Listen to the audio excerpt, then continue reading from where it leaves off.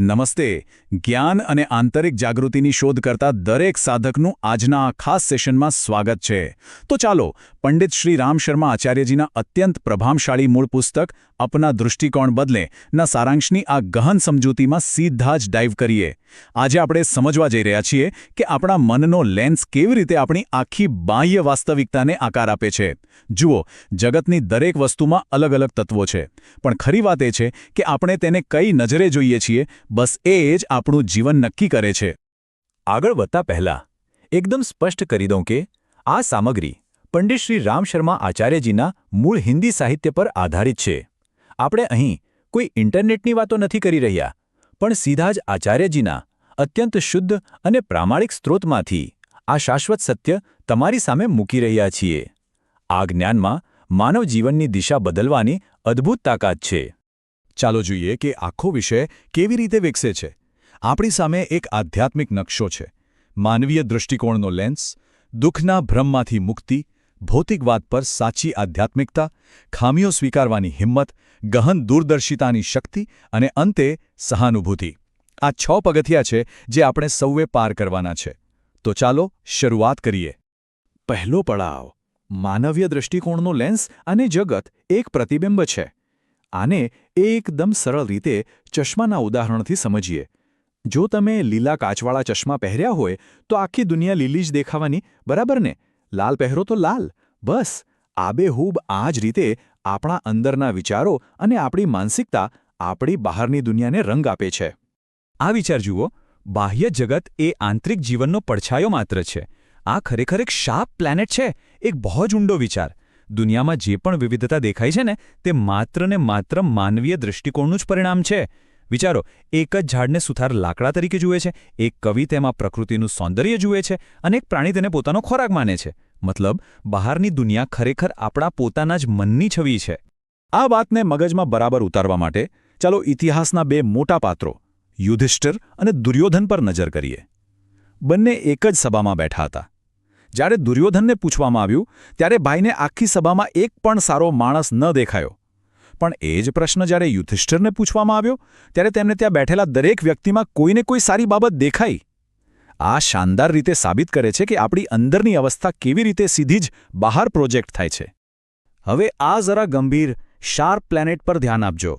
આત્મહત્યા એ સ્વતિરસ્કાર અને દોષારોપણની ચરમસીમા છે.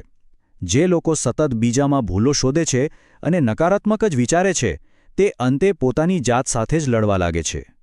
જ્યારે એક સારો માણસ પોતાની સારપની સુગંધ ચારે બાજુ ફેલાવે છે, ત્યારે સતત દોષ જોવાની આ ખરાબ આદત માણસને અંદરથી ખાઈ જાય છે અને આત્મવિનાશ તરફ ધકેલે છે. તો અહીં સૌથી નિર્ણાયક વાત એ છે કે જો આપણે આપણો આંતરિક દૃષ્ટિકોણ બદલીએ તો બહાર બધું જ બદલાયેલું દેખાશે. પરિવર્તન બહાર નથી લાવવાનું, બસ અંદર જ લાવવાનું છે. આપણી ખરી શક્તિ આપણા આ લેન્સમાં જ છે. જો આપણે આપણી દૃષ્ટિ બદલીશું તો આખી સૃષ્ટિ આપોઆપ બદલાઈ જશે. સંસારમાં સારા લોકોની કોઈ કમી નથી. બસ જરૂર છે તો છિદ્રાન્વેષણ એટલે કે ખામીઓ શોધવાનું છોડીને ગુણો જોવાની. લેન્સ બદલશો તો આખું બ્રહ્માંડ બદલાશે. ચાલો આગળ વધીએ આપણા બીજા તબક્કા તરફ, દુઃખના ભ્રમમાંથી મુક્તિ. મોટાભાગે આપણું જે દુઃખ છે ને, તે બીજું કંઈ જ નથી પણ આપણા પોતાના સંજોગોની ખોટી ગણતરી જ છે. આપણને એવું જ લાગ્યા કરે કે ભગવાને દુનિયાનું બધું જ દુઃખ મારા માથે નાખી દીધું છે, પણ હકીકત કંઈક સાવ અલગ જ હોય છે. હવે આ આંકડો જુઓ, 57. આ એક બહુ જ રસપ્રદ ઉદાહરણ છે. માની લો કે એક વિદ્યાર્થી પરીક્ષામાં નાપાસ થાય છે. જો તે આને જીવનનો અંત માની લે તો તે ભયંકર ડિપ્રેશનમાં જતો રહેશે. પણ જો તે એ હકીકત પર ધ્યાન આપે કે બોર્ડમાં બીજા 57% વિદ્યાર્થીઓ પણ નાપાસ થયા છે, તો આ જે મોટી દુર્ઘટના લાગતી હતી તે અચાનક જ એક સામાન્ય અને સંભાળી શકાય તેવી ઘટનામાં ફેરવાઈ જાય છે. જુઓ, આખો ખેલ સમજણનો જ છે. આ શાર્પ પ્લેનેટ બરાબર યાદ રાખવા જેવો છે. દુઃખ સંજોગોના ખોટા મૂલ્યાંકનમાંથી ઉદ્ભવે છે. ઈશ્વરે આપણને અનેક સુખ સુવિધાઓ આપી છે, પણ થાય છે શું? આપણે આપણી નાની નાની ખામીઓને અને જે નથી મળ્યું તેને મેગ્નિફાઇંગ ગ્લાસથી મોટું કરીને જોઈએ છીએ, અને આમ કરીને આપણે એક વિશાળ પણ સંપૂર્ણપણે કાલ્પનિક દુઃખ ઊભું કરી લઈએ છીએ. દૃષ્ટિ બદલવાનો એક બહુ જ પ્રેક્ટિકલ રસ્તો છે સાચી સરખામણી. પોતાની જાતને વધુ દુઃખી લોકો સાથે સરખાવવાથી ઈશ્વરની અપાર કૃપાનો અહેસાસ થાય છે. જો આપણે આપણી પરિસ્થિતિને હોસ્પિટલમાં પીડાતા દર્દીઓ કે નિરાધાર લોકો સાથે સરખાવીએ તો તરત સમજાશે કે આપણે કેટલા સુખી છીએ. જો આપણે આ વિચાર પ્રક્રિયા બદલી નાખીએ તો જે માતાપિતાએ કદાચ ઓછી સગવડ આપી છે તે પણ આપણને દુશ્મન લાગવાને બદલે દેવતા સમાન લાગવા માંડશે. આ આપણને ત્રીજા વિભાગ પર લાવે છે, ભૌતિકવાદ પર સાચી આધ્યાત્મિકતા. હવે આપણે બહારના સંજોગો પરથી ધ્યાન હટાવીને ભૌતિક અને આધ્યાત્મિક દૃષ્ટિકોણ વચ્ચેના આ ઊંડા તફાવતને સમજીએ. બહારથી જુઓ તો બધાનું જીવન એક સરખું લાગે. ખાવા પીવાની અને રહેવાની જરૂર તો ગૃહસ્થ અને સાધુ બંનેને હોય છે, પણ આંતરિક સ્થિતિ જ આખો મોટો ભેદ સર્જે છે. ચલો આ બે વિચારધારાઓને એક ઉદાહરણથી પકડીએ. બે વ્યક્તિઓ મંદિરમાં દર્શન કરી રહ્યા છે. ભૌતિકવાદી દૃષ્ટિકોણવાળો વ્યક્તિ મૂર્તિના ઘરેણાં અને મંદિરની સંપત્તિનો હિસાબ લગાવે છે, જ્યારે આધ્યાત્મિક દૃષ્ટિકોણ ધરાવતો વ્યક્તિ બસ એ જ જગ્યાએ ઊભા રહીને દૈવી તત્વ અને પરમ શાંતિનો અનુભવ કરે છે. આ બંને એક જ જગ્યાએ છે, પણ પોતપોતાની આંતરિક સમજ પ્રમાણે વાસ્તવિકતાને જીવી રહ્યા છે. અહીં ખરેખર નોંધવા જેવી રસપ્રદ બાબત આ છે, ભૌતિકવાદી દૃષ્ટિકોણ હંમેશા અસંતોષ, નિરાશા અને દુઃખ તરફ દોરી જશે. આ સાબિત કરે છે કે દુનિયાની કોઈપણ બાહ્ય સંપત્તિ તમારી આંતરિક ગરીબીને મટાડી શકતી નથી. જે વ્યક્તિ માત્ર ભૌતિક અપેક્ષાઓ પાછળ દોડે છે તેની પાસે ગમે તેટલા પૈસા આવી જાય, પણ જો અંદર સંતોષ ન હોય ને તો તે આખી જિંદગી રણમાં મૃગજળ પાછળ દોડતા હરણની જેમ જ ભટકતો રહે છે. યાદ રાખજો, આ શાર્પ પ્લેનેટ. સુખ વસ્તુઓમાં નહીં પણ ભાવનાઓમાં રહેલું છે. સાચી વાત છે ને? જ્યારે આપણે આધ્યાત્મિક દૃષ્ટિકોણ અપનાવીએ છીએ ત્યારે રોજિંદી અને સાવ સામાન્ય લાગતી વસ્તુઓમાંથી પણ આપણને આનંદ મળવા લાગે છે. આપણી ભાવનાઓને આપણે જેટલી ઉચ્ચ અને પવિત્ર બનાવીશું, આધ્યાત્મિકતા તેટલી જ વધશે અને આસપાસની દરેક વસ્તુ એકદમ સુંદર લાગવા માંડશે. આધ્યાત્મિક યાત્રાનો ચોથો પડાવ છે ખામીઓ સ્વીકારવાની હિંમત અને આંતરિક શુદ્ધિકરણ. હવે આ થોડું અઘરું છે, પણ સાચા આધ્યાત્મિક ઉત્થાન માટે પોતાની અંદરના અંધકારનો સામનો કરવાની જબરદસ્ત હિંમત હોવી જોઈએ. ભૂલો કરવી એ માનવ સ્વભાવ છે, પણ તેને ખુલ્લા દિલે સ્વીકારી લેવી એ ખરેખર સૌથી મોટી જીત છે. આ 3 પગથિયા બરાબર સમજી લો. ખામી સ્વીકારો, ભૂલને વ્યાજબી ઠેરવવાનું બંધ કરો અને મનને શુદ્ધ કરો. આ અત્યંત મહત્વનો ક્રમ છે.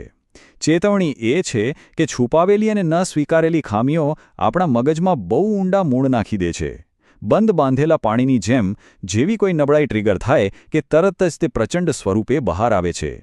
માટે ભૂલને ભૂલ તરીકે સ્વીકારી લેશો તો મન એકદમ હળવું અને નિર્મળ બની જશે.